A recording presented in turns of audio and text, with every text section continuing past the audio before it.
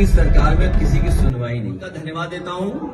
और समाजवादी लोग गांव जाएंगे, अगर ये स्कूल बंद होते हैं तो पढ़ाएंगे, और समाजवादी सरकार बनेगी तो उन्हें स्कूल और अच्छे स्कूल बनाए जाएंगे। हेराफेरी करने वाली है ये बीजेपी वालों को। कैमरे से बड़ा डर लगता है, कैमरे से, सीसीटीवी से।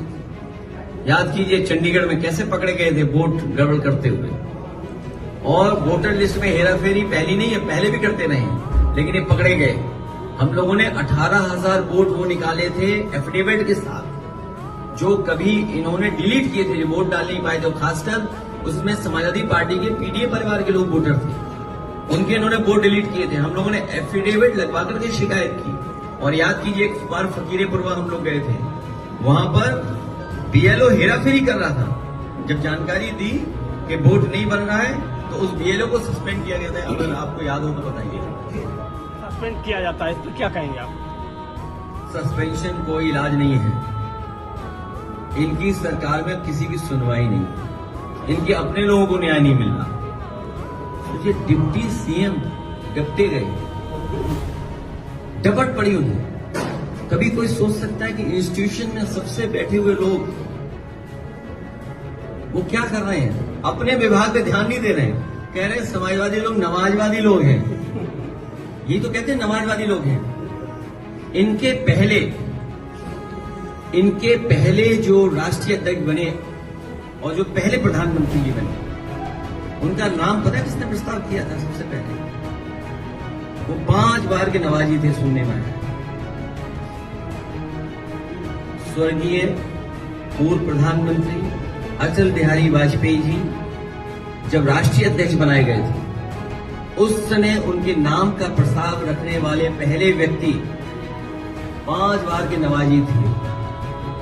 और भारतीय जनता पार्टी का जो राष्ट्रीय सम्मेलन हुआ था मुंबई में, जिसमें भारतीय जनता पार्टी का गठन हुआ, उस गठन के आयोजन में जो पैसा खर्च हुआ, वो भी एक बहुत बड़े पड़ोसी देश के जो प्रधानमंत्री बने कि राष्ट्रपति बने, वो आप जानकारी कर लेना, उन्हीं के परिवार के लोगों ने सबसे ज्यादा चंदा दिया था। आप बताओ नमाजवादी कौन होगा? ये भारतीय जनता पार्टी के लिए केवल नफरत फैलाना चाहते हैं। ये नकली लोग हैं। कन्नौज और कन्नौज का विकास आने वाले समय में बड़े पैमाने पर होगा। भारतीय जनता पार्टी ने 9 साल कन्नौज के विकास को पीछे धकेलने का काम किया। नाम मात्र के लिए कुछ काम किया हो तो किया हो, लेकिन जो बुनियादी काम कन्नौज का शुरू हुआ था, उन तमाम कामों को भारतीय जनता पार्टी की सरकार ने रोका है। मैं आपके माध्यम से कन्नौज के एक कन्नौज वासी को मैं भरोसा दिलाना चाहता हूं कि जहां उन्होंने मुझे चुन करके उनकी सेवा करने का मौका दिया है, आने वाले समय में समाजवादी सरकार बनकर के देश का ऐतिहासिक विकास कन्नौज में समाजवादी लोग कर करके दिखाएंगे। हम जनता के बीच में लगातार रहेंगे। हम समाजवादी लोग मिलकर के कहीं किसी के साथ अन्याय होगा तो खड़े दिखाई देंगे। इधर सरकार शिक्षा कितनी जरूरी है आम लोगों के लिए, जनजीवन के लिए। एक विकास की सबसे महत्वपूर्ण कड़ी अगर कोई है तो वो शिक्षा है। उस शिक्षा पे हमला करने का काम भारतीय जनता पार्टी के लोग कर रहे हैं। और वो भी कहां की प्राइमरी एजुकेशन, बुनियादी एजुकेशन। सोचिए